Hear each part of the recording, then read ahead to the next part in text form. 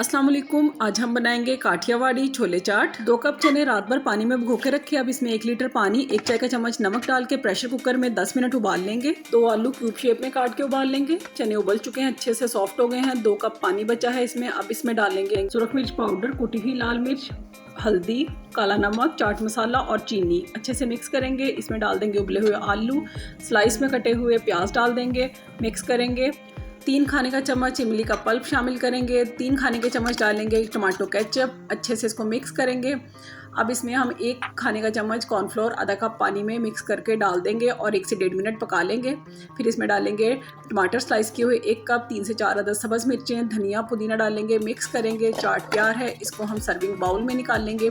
इसको गार्निश करेंगे प्याज के स्लाइसेस, टमाटर के स्लाइसेस, धनिया पुदीना, चाट मसाला और पापड़ी के साथ, और इसको हम सर्व करेंगे। वीडियो अच्छी लगी तो लाइक कर दें। अल्लाह हाफिज़।